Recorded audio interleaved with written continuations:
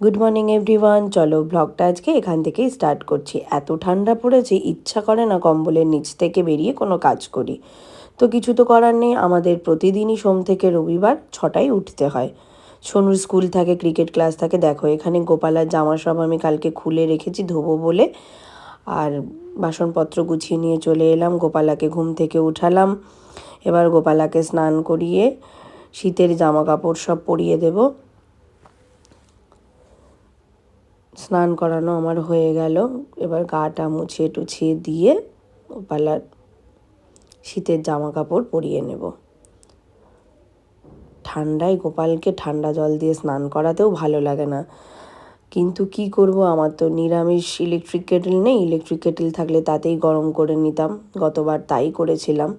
কিন্তু ইলেকট্রিক কেটেলটা সেই যেন তেন প্রকারে না, মানে ছোঁয়াছুঁই লেগে যায়, সেই জন্য আর একটু স্নান করিয়ে দিই ঠান্ডা জলে। দেখো গোপালাকে রেডি করিয়ে দিয়েছি।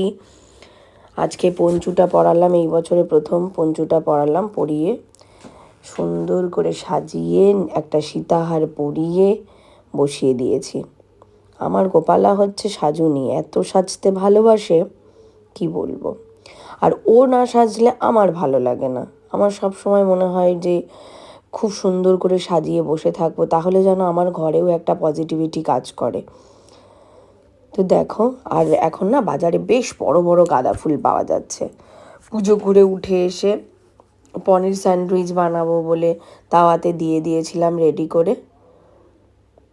তারপরে সোনু এখানে ব্যালকনিতে শ্যাডো প্র্যাকটিস করছিল। ওর আবার সানডেতে টুর্নামেন্ট আছে, ওকে বললাম তুই শ্যাডো প্র্যাকটিস কর।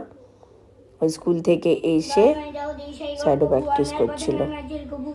আর দেখো সোনু এখানে স্নান করে উঠে ও যা যা মন্ত্র জানে প্রতিদিন ঠাকুরের সামনে দাঁড়িয়ে দাঁড়িয়ে বলে।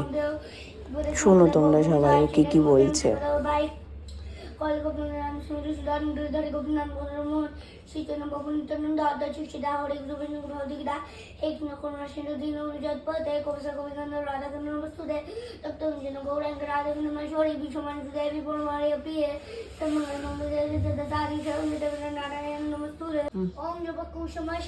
সূর্য মন্ত্রটা সোনু প্রথম শিখেছে।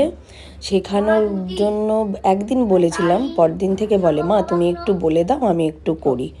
তো 2-3 দিন বলার পরে দেখলাম মুখস্থ হয়ে গেছে। চলো ব্লগটা আজ এইটুকুই। ভালো লাগলে লাইক কমেন্ট শেয়ার।